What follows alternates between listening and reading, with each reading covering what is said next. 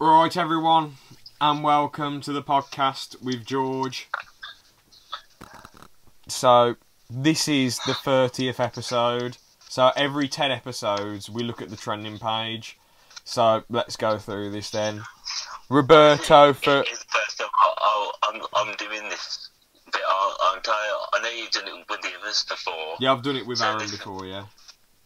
Yes, this will be quite fun, I think. Yeah. So, Roberto Firmino grabs vital late win. So, what, Crystal Palace versus Liverpool. Yeah, fair dues. Arsenal versus Southampton. 2-2. Just football malarkey. Shane, it's a beautiful world. Is that the thing that you wanted me to watch? That you were telling me about? Oh, no, The Beautiful World of Shane Dawson one day ago. It couldn't be the thing that you wanted me to watch. Oh, yeah, that's the finale. Oh, okay. I'll try and... Episode 7. Yeah, I'll try and watch them soon. Because it's interesting. You said, as much as it's stupid, it's interesting how much they're able to make off of just makeup and all that shit. Yeah, well, this was basically our aftermath of when the parents went live and all the makeup went live. Oh, what was the aftermath bad then? Did they fall out and get annoyed or something? No. I don't want to spoil it, but spoilers for anyone watching who hasn't watched it. But it basically goes through all the ups and downs that happened on the day of launch. But you've already watched this 1 hour 20 video? Yeah, well, I watched it in the hour it came out. Bloody hell, fair play, I guess. What are the comments like on the Shane Dawson videos, or do you not read the comments? I haven't looked at the comments on the video, actually. Yeah. Alright then, I forgot to mention one thing, Doctor Who Series 12 trailer. Yes, I was about to mention that. Any good? Oh, it's fantastic. It looks fantastic. I'm really looking forward to it now. Because you've got returning monsters in it now. Stephen Fry is it, and it's Lenny Henry's in it. Yeah, like comedians. Well. I'm surprised comedians are in Doctor Who, but fair enough. Have you watched it yet? I've been pretty busy this week. I haven't watched the rest of episode 3 yet, no. I'm only like 5 minutes in. Well, just skip this trailer, or watch quickly, because it's not going to spoil anything for... No, I'm not gonna... I'll watch it after the podcast, trust me. Okay. I think we're going to talk about it for a bit. Yeah. Atlanta versus Juventus, 3-1. Stormzy Own It, featuring Ed Sheeran 2 days ago. What? Yeah. New BMW... Oh, Carl, wow, this is sick. New BMW... Yeah, I watched this earlier. New BMW M135i versus AMG A35 versus Audi S3 versus VW Golf S, I think. Yeah, VW Golf R, sorry. Mini Minter reacts to KSI. Yeah, great. The Grand Tour official trailer. I wish I'd watched that, but I haven't watched it yet. Deontay Wilde. That looked really good, but it's basically set in boats instead of cars. They're doing boats this time around. I think it's just one-off. One-off, yeah. I was going to say, that'd be mental. How would they go into detail about boats? They have been caught, I've been spotted filming in Madagascar with a Caterham, a Ford Fiesta and a Bentley. What do you mean? Well, they've been spotted filming this episode of the Grand Tour. Where? In Madagascar. Oh, okay, fair dues. UK... and so there's a Caterham, the Fiesta and the Bentley. Mm-hmm. And the Fiesta's got like tyre tracks on it. Yeah. Next one, UK election leaders question time, BBC News 1 day ago. We're not going to get into politics, but that's just one of the videos on the trending page. Just let Boris win. Yeah, but DX has 2 words for King Corbyn. I love that. I love that. The thing before question time. Obviously Jeremy Corbyn, Boris. Yeah, and then DX has 2 words for King Corbyn SmackDown. I know they're on about Baron Corbyn, but I think that's quite funny that they're by each other. Armour glass windows on new Tesla Cybertruck, 2 million views. Armour glass. Alright. I'll just go through the rest of the trending page. Randolph reacts to KSI, easy views. Is Tesla Cybertruck worth it, a truck owner? Yeah, good stuff. Ricky Gervais, can't remember. Elizabeth. Okay. Naomi Campbell gets glam with me, guys. Doesn't say the rest. Naomi Campbell, how fast is turbo mini truck? No, a turbo mini on the track, sorry. Harry Styles, Kim Kardashian, I'm a Celeb, Billie Eilish. Yeah, I mean, whatever the trending page said last time. Oh wait, it just goes on and on and on, bloody hell. Yeah, there's just a load of shit. I'm back now, sorry about that. It's all good, man. I was just saying about the rest of the trending page. Yeah. Not really much interesting on there. Just same old nonsense. Did you mention... have you stopped it now, or is it still going? Oh no, it's still going. I was just talking about some more of the videos. Oh, right. But yeah. Yeah, so you got like the Tesla thing as well. I mean, it's that Cybertruck. Yeah, with armoured windows and all that shit. I'm just looking down at this Cody Code one. Nobody likes you when you're 28.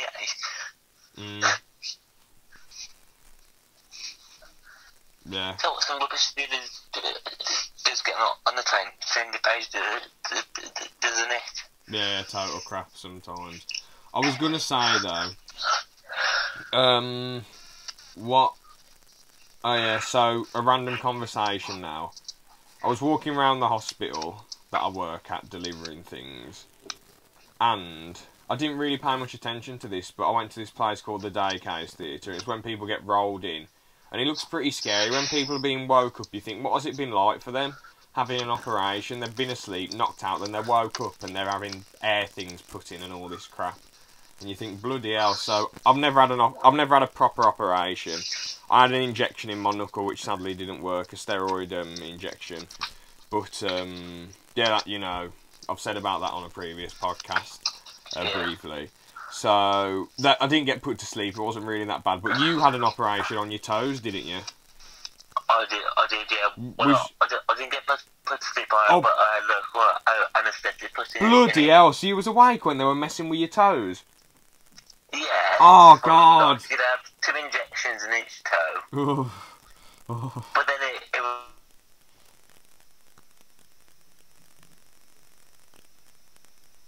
Hold on, it's just cut out. Oh. Just cut out.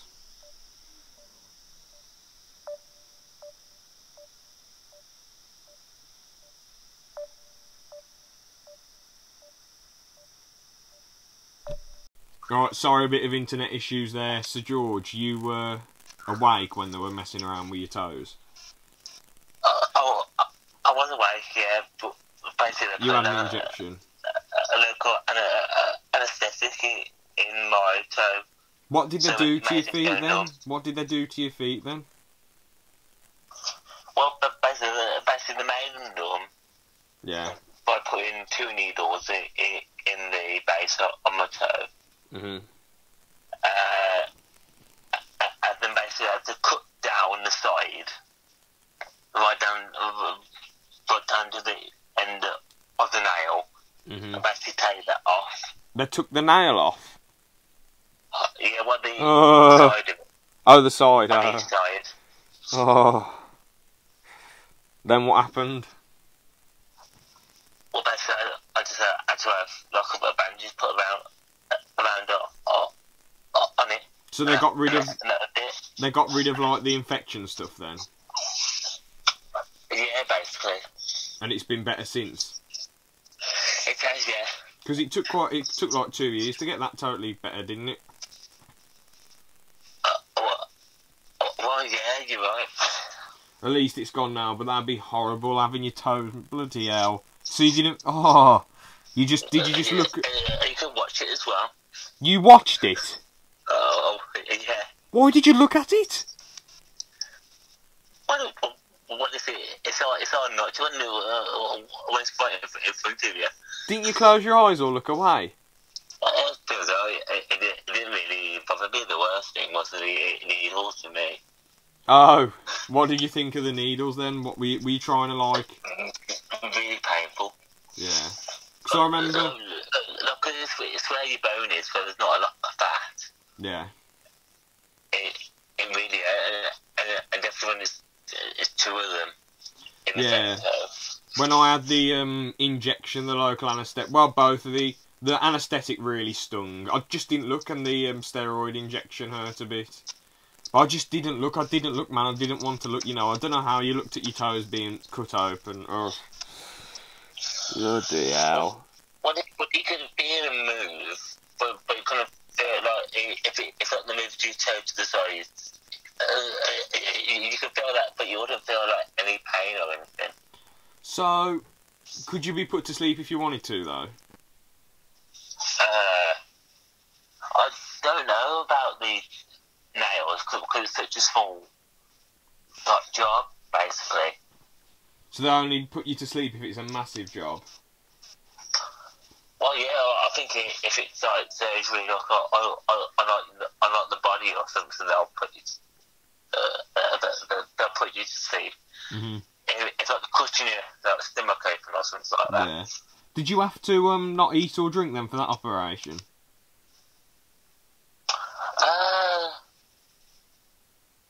I don't think I could eat it in the morning. Oh, and that okay. was it.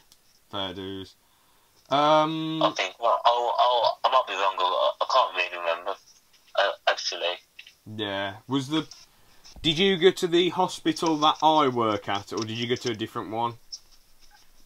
I don't think I went to one that you went to. I went to one that just specialises in. Oh, fairs. In doing the nails, basically. Was it good then?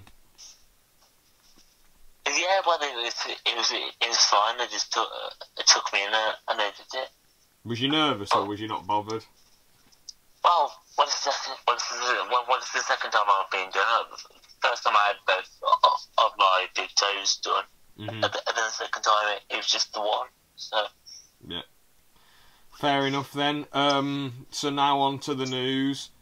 First things first, because you mentioned the new Tesla van, like the bloody you know, the one with the armoured windows. Cybertruck. Yeah, Cybertruck. I saw like a video on it on CarWow, and they were just saying, you know, it can go 500 miles before charging. It's got like 6 seats in it. You know, the steering wheel's really little. Just seems really futuristic. There's like, as I say, 6 seats. There's like this iPad in the middle. Well, all of them have it, don't they? Like an iPad where you just mess around with shit, and it can go 0 to 60 in like a few seconds, I think. Like 3 seconds or something ridiculous. Well, that's not ridiculous, but it's quite good, isn't it? Pretty amazing. And it hasn't got like an engine at the front. It's just got like, well, it has, but like it's just got lights at the front. I forgot what the CarWow people said. I'm just tired. But yeah, the inside, you know, there's a bit of space at the back. It just looks really futuristic. What can I say? The only funny thing is though, is that it's gone absolute shit. Like, haven't they lost like 700 million on it already? I don't know. But it said, I swear it said on a news article on Facebook that they've lost loads already. Not an army type vehicle. No, it's just for the regular geezers. Well, not regular geezers, people who've got a lot of money. What you would really thinking it would be for not the army looking at as when it's got unbreakable things. I know, but it's only got 6 little seats in. The boot looks really cool. How it like there's a ramp and a few wheels in the back. The boot looks really cool. I just think Elon Musk should try and make more regular cars rather than... I mean, the shape is horrible. The shape just looks mental. But, it looks a bit like blocky, doesn't it? Yeah, it looks like a really, really massive sports car. But it just doesn't... It looks like it was like from a PS1 game or something. You know. Yeah, I don't know what you mean.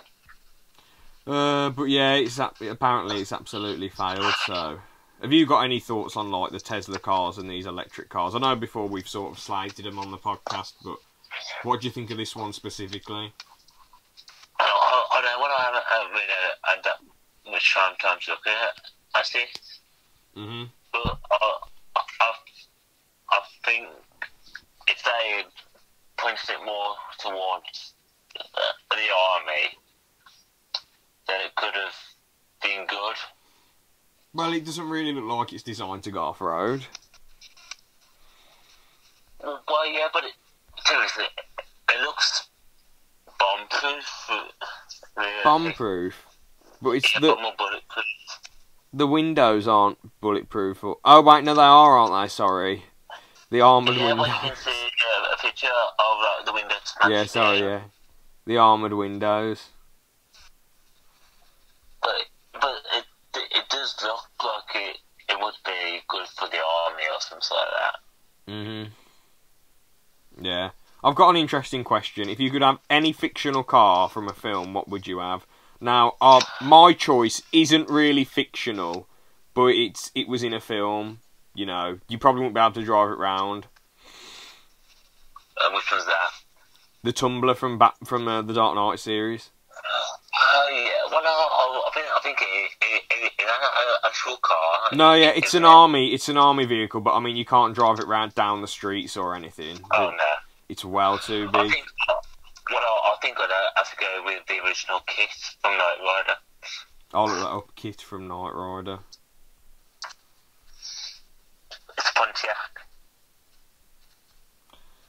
It's the original. That looks absolutely sick, man.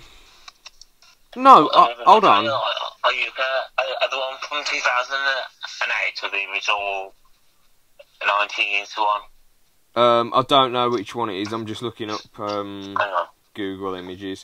Hold on, isn't this the car that you said looked like hairdryer? No, that's the MX-5 you're thinking of. Oh, okay. This is a Pontiac. Okay. I'm gonna. I'll put something in the chat and show you, because that would be better. Mhm. Let's have a look. Where's best, you know?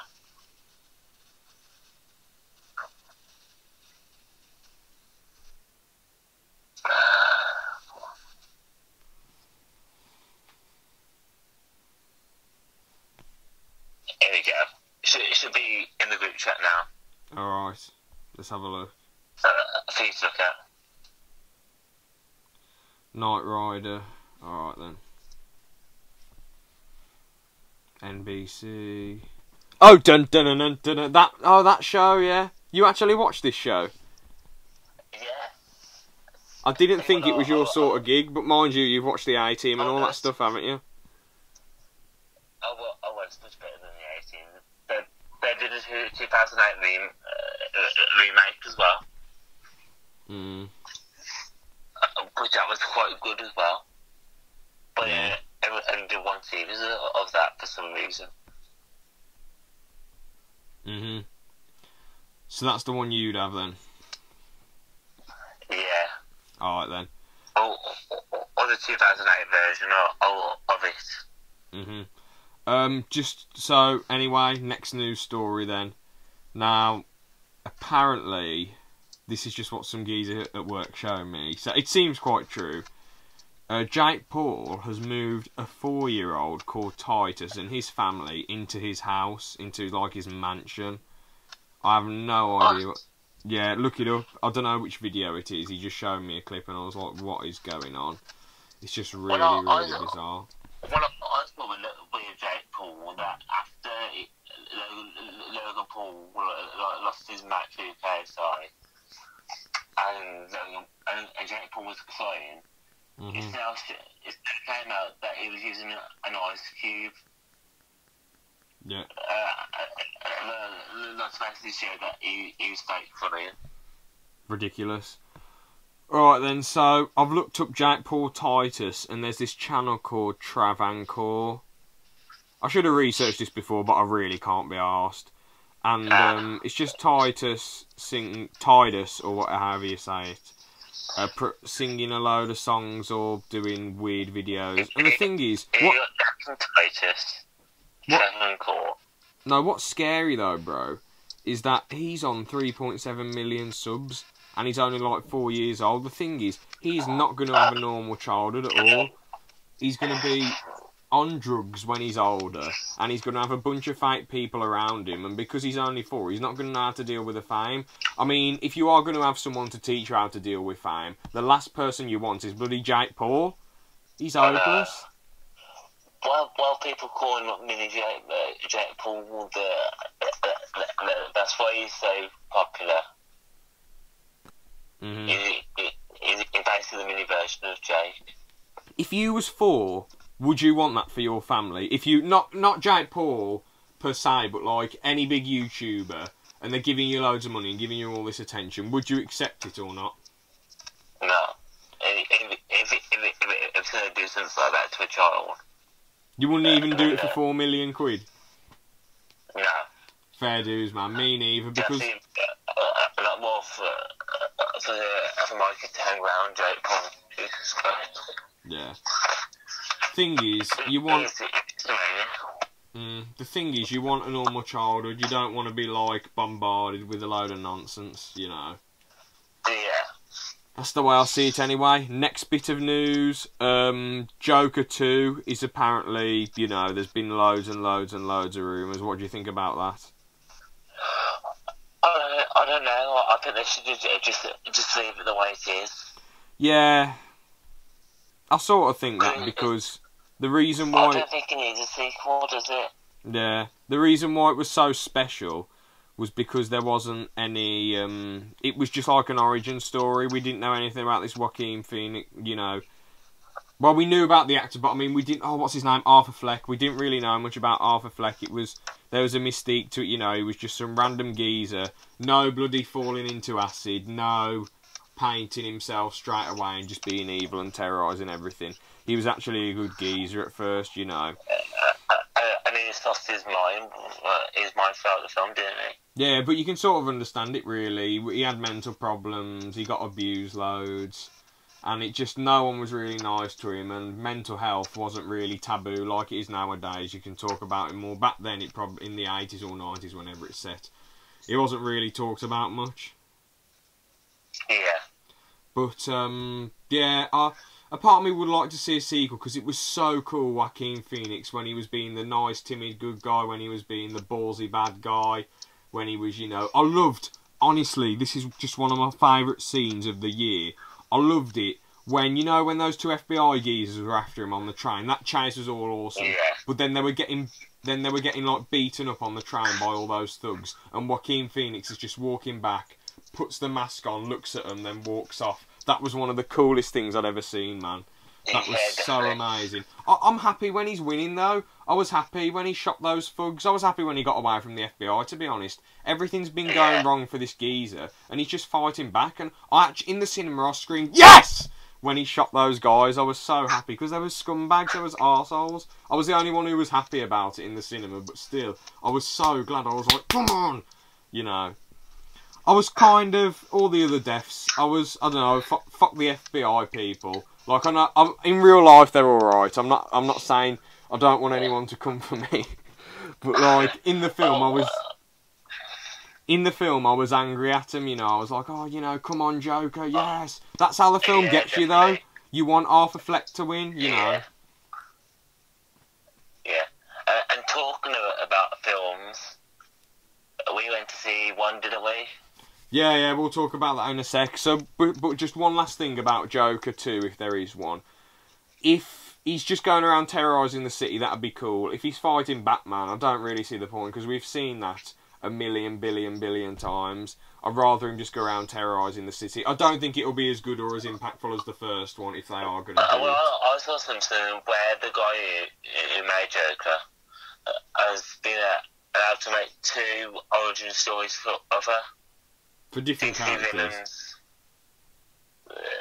Like Penguin or people like that. Yeah, but Joker's the Don though, man. He's the Don. Because the thing is with Joker, it's mystical. With people like who are villains in Batman, Penguin and Catwoman. You know what happened to them. You know how they became what they did. Penguin was deformed and he was just dropped off. He was adopted or whatever. And well. Oh yeah, but Catwoman, she got brought back to life by some cats or something. I don't know. Two-Face, he got some acid chucked at him, or he got burnt in a building or whatever. And you know what I mean, like all that stuff. Yeah. We already know how they became how they did. With Joker, it's mystical, you know. The only origin story they had was Jack Nicholson falling into the acid or whatever it was, and Heath Ledger just coming out of nowhere, Joker from Dark Knight terrorising the city out of nowhere. So I think this Joaquin Phoenix story is brilliant, to be honest. There's been a new Batman show that has been on these past couple of weeks called Batwoman. And it's been an absolute flop. Oh, it's been a flop, has it? Oh. Yeah. It's really bad. Never mind. You win some, you lose some, especially in the TV industry. Oh, of course, and definitely with DC. Oh yeah, with DC, yeah. I don't go back and forth so frequently. Yeah. But yeah, so a part of me would like to see a Joker sequel. I don't mind if they do it. I think they'd probably make it good and they'd just come up with something cool. But if I had to pick, as you said, leave it as it is, really. But if they want to do it, go for it. You know, I'll be interested. But I prefer to leave it as it is. Yeah. I don't know what I could really do for a sequel. I'd just probably have him terrorising the city or rising his way up in the mob industry and all that shit, maybe. Oh yeah, maybe. But I feel like the thing that made the film so special is that he gradually went to becoming the Joker. It was gradual. He's already the Joker and he has to go around doing stuff. What will he do? You know, it's just, I don't know. Yeah. As you say, it's a difficult one. But yeah, as you were saying before, I was saying about Joker 2, Le Mans 66 Ford vs Ferrari. Before we start spoiling it, I highly recommend this film. It's absolutely class. Probably my favourite film of the year by far. So go and watch it, please. Go and watch it. Even if you don't care about spoilers, you don't want this one spoiled. Don't look into the real life true story because it will be spoiled. Yeah. Have you got anything you want to say before we spoil it? This podcast is going to be full of spoilers this week.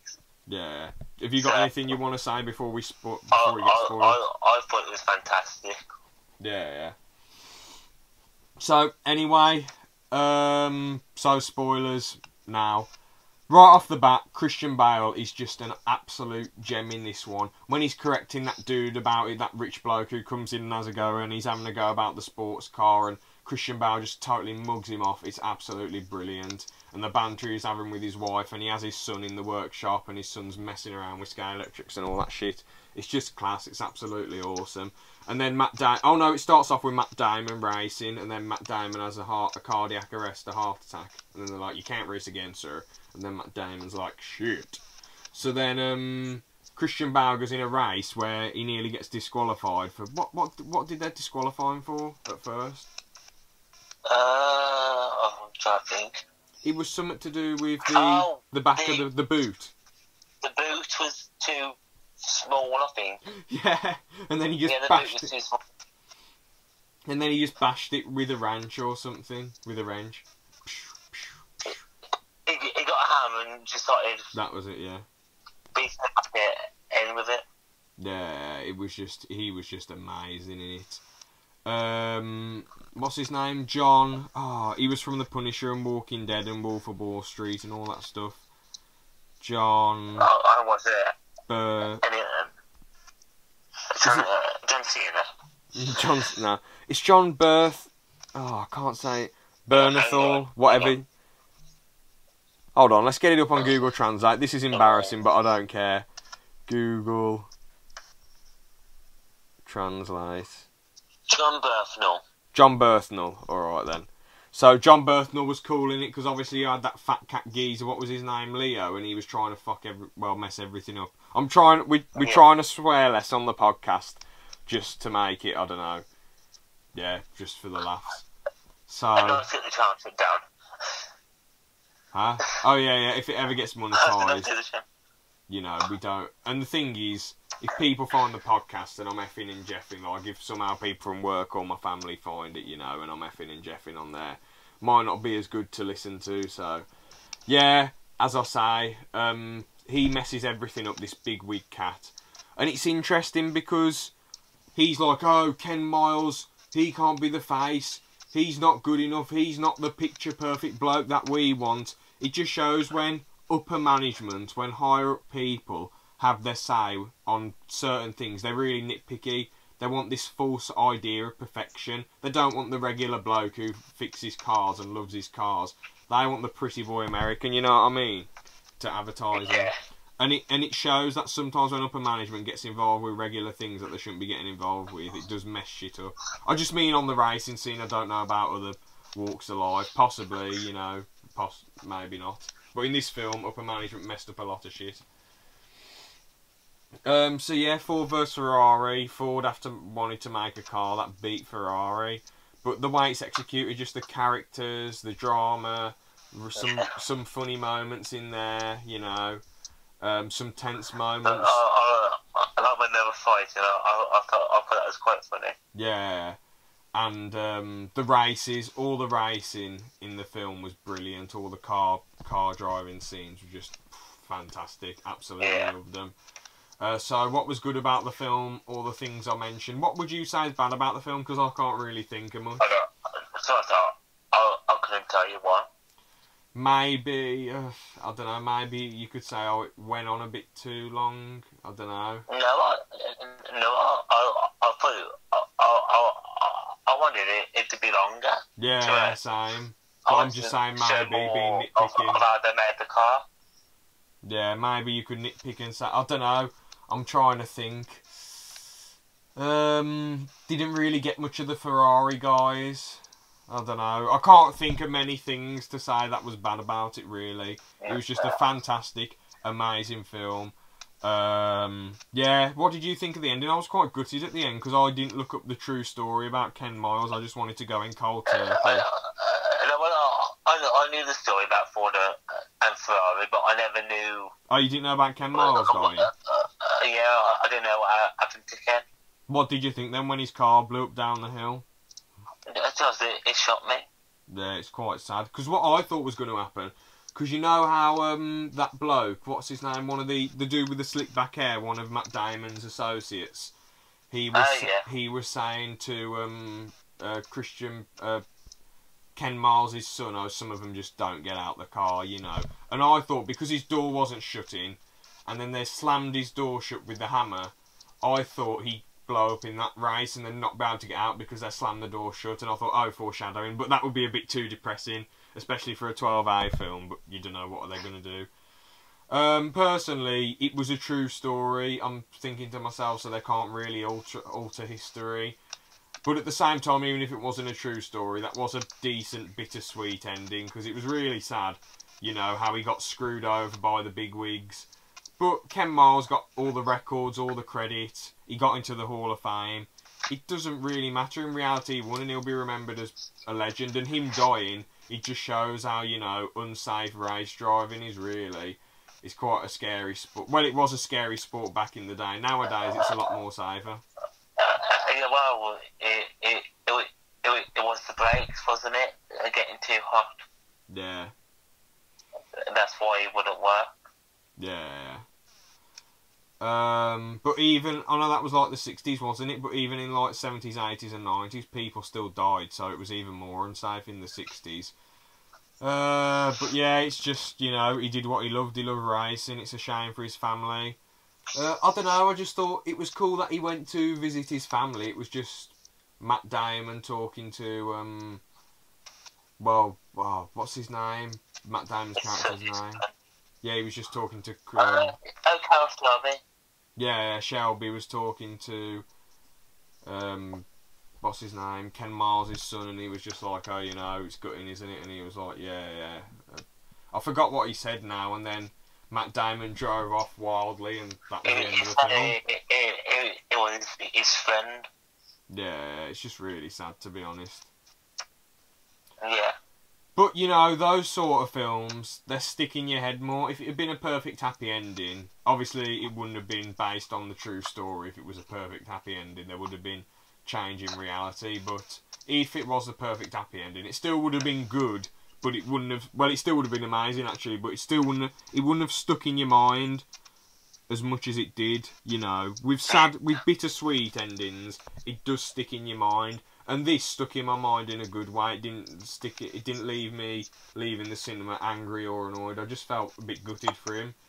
But you know, that's life. Sometimes it's random and unlucky, but things happen. But you know, you saw with all the racing and all that, sometimes life can be fun and exhilarating. You know, just things happen, don't they? And that's that, really. Yeah. Anything? Oh yeah, ratings. I would give it. Oof, it's a hard one. Personally, I'd give it like it just gets 5 stars from me personally. I absolutely loved it. I don't give films 5 stars often. Well, personally, I give quite a few films 5 stars. But as a film, like rating wise, was it good? Was there anything unique? What was amazing about it? Can I make arguments for it being 5? I can't give it 5 out of 5. It's not a near perfect film. But it's very, very amazing still. As we've said, we've made a lot of good arguments for it being amazing. So I'd probably give it a solid 4.5. I'd say, for me it's way better than Endgame, but from a best, like, if it's one of the best films, I'd say it's just slightly better than Endgame. Just that tiny bit, and that's a bit of bias from me, but that's just the acting, the characters, the story. Obviously, I love my cars to a degree, you know. I'm a little bit of a casual, but it interests me. So, you know, yeah, loved it. Yeah. What rating? I think I'll go with this, same as you, as 4.5. Yeah. Would you say it's better than Endgame because you like superhero films? So would you say it's better? I think so, on par. On par, yeah, fair dues, man. Yeah. The thing is, personally, I'd probably give Endgame like a great 4, probably. It was really good, but all this madness, out of this world stuff, it isn't really my gig. Not that it was a bad film or anything, but as a personal thing, it isn't like a film that I give 5 out of 5 or 4.5. But as something that is amazing and that is unique and stands out. Well, when it comes to Endgame, I thought the time travel bit was a bit silly. Yeah. But yeah, as a unique experience, I'd say Endgame is probably a 4.5. But as a film, but for me personally, what I personally enjoy, I'd give it like a great 4. But yeah, as a unique film, I give it like a decent 4.5, or near, actually probably solid, as you say, on par with Le Mans 66 Ford vs Ferrari. So yeah, the time travel stuff was a little bit meh. I thought it was alright. I mean, how else were they going to bring everyone back from dust? But yeah. Anything else? Well, I have got one more topic to talk about. Oh, go on then. Go on then, yeah. Anything else you want to add about Ford vs Ferrari, or? I think it is a great film, and listening should go and watch it. Yeah. The thing just cut out. If you didn't hear what George said, he said, great film, go and watch it. So, yeah. What do you want to say then? What's the last topic? Pokemon Sword and Shield. Oh, okay.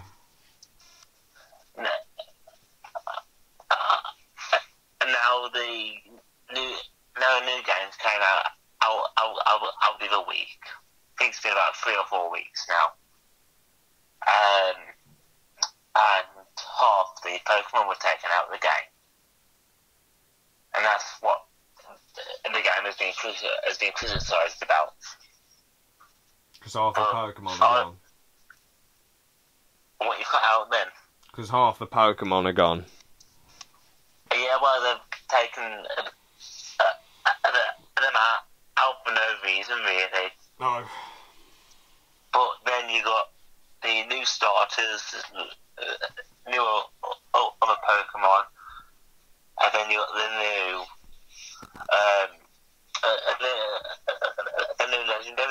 as well. Okay. But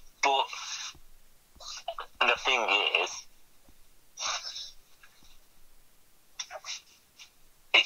you need to take some out sometimes to put the new ones in. But what I find really weird about this new one is in the story, the very first bit of story, there's this new like sheep Pokemon. It's basically sheep. A big fat sheep. Yeah, it's like a fat sheep. Okay. A Kawulu. Okay. And the first thing you see it do is smacking his head off a gate door, trying to get it to break. Okay. So you go away from, you leave it alone, and you come back and it's gone. And you don't go chasing after it, you don't go looking for it. It just disappears. I don't know. The amount of theories people have been saying about it. Like, it's such a weird thing to make a theory over. What theories have they said? Well, it went off into the forest and will come back as a final boss. Because you get these new things in the new game where the Pokemon can go massive. People are thinking it will come back as a massive sheep, basically destroying the forest. I don't know. Has anyone completed the game yet? I don't know. I've been looking. I haven't seen it. Okay. But the one I've been watching the most is Senpai doing it. So she hasn't got to the end yet. But there's some really weird theories to go on with it. Well, I don't know much about Pokemon. I won't be getting that game, but it's also, I wish I could. I'd buy a Switch just to get the game. I think Switch must be cheaper now anyway. Hold on, let's look at it. I don't know. I know that new light version is about £200. Wait, you need the light to get this new Pokemon and Sword game? And you can use a normal Switch, but I just know the new one is 200, so I'm guessing that the original Switch could have gone down a bit. Yeah, I don't think... And they get like 50 quid to get as well. So quite expensive to get it all. Yeah. Wait, the game's 50 quid?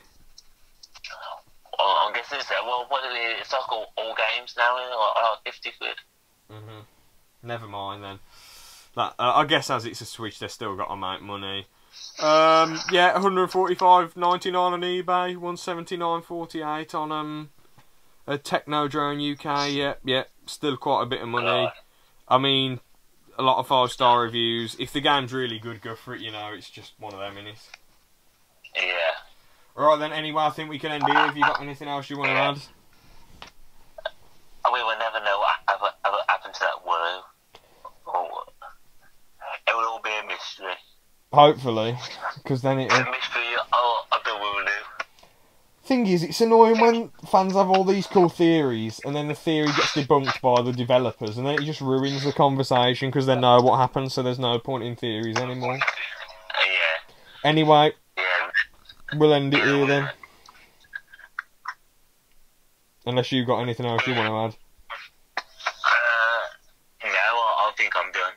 Alright then. Have a good one then. See you. Thank you for watching. Really? What?